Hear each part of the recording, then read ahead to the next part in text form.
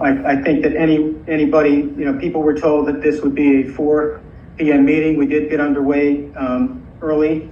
So I will once again make this available. The shareholders are invited to make comments, to open up the public comment period in the interest of time. Shareholders are invited to make comments. Please limit your comments to no more than 2 minutes unless previously arranged. Shareholders are invited to attend the rest of the corporation board meeting as observers. Are there any members of the public that would like to make a comment today? Yes, Louis. Mr. Lucy, go ahead. And I'll do 4 minutes because we have 2 lots. At 10:43 a.m. this morning, 2 Anne Arundel County inspectors on the county boat called from the harbor near the GIC HOA boathouse and confirmed the 20 by 30 U.S. flag was in the navigable waters of the United States. They had no jurisdiction, and they both thought the U.S. flag display was great.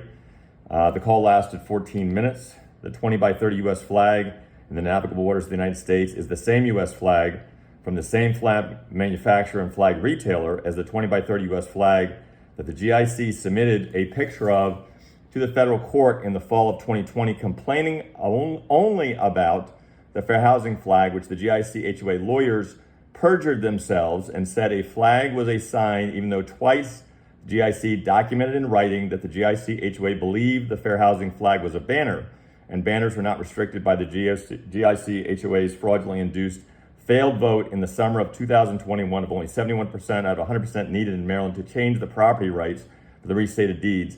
And the GIC HOA did not complain about the 20 by 30 US flag. In fact, the GIC HOA did not complain about the 60 by 30 foot US flag that was displayed at Captain Parker's home from January 26th until last night, and only did complain after our lawyers caused the GIC lawyers to make the GIC HOA and the Gibson Island Club put the 4 driving range tees back to where they had been for plus 60 years, and to stop causing people to hit golf balls at 120 to 180 miles an hour at Captain Parker's house, its large windows, and at Captain Parker himself during his physical therapy on his balcony. It is yet another example of the many examples of the GIC HOA and club being discriminatory and retaliatory by encouraging and forcing people by moving the only driving range tees to hit golf balls at an 86-year-old disabled Vietnam War veteran who flew over 500 combat missions in his Marine Corps helicopters, delivering and rescuing 20 soldiers per mission, and like many helicopter pilots who rotor blades sucked up additional Agent Orange, have developed Parkinson's in their senior years.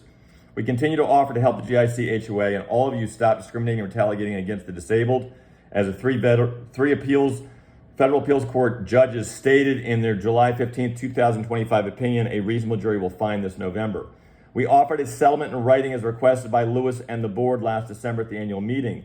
The settlement generally was for the GIC to pay $700,000 in legal fees, given the GIC HOA had already budgeted $800,000 just to get to trial. That's not the cost of trial. And giving us 9 GIC HOA lots, of which Guy Sakala testified under oath that there are 200 to 300 GIC lots, and Lewis says these lots are valued at only $500 to $750 per lot on the GIC's balance sheet. We are offering to settle the lawsuit. There is no harm in hiring an arbitrator and seeing if a settlement can be reached. Please consider this request. Other than that, happy birthday to the United States of America. Thank you, Lewis. Thank you, Mr. Frank.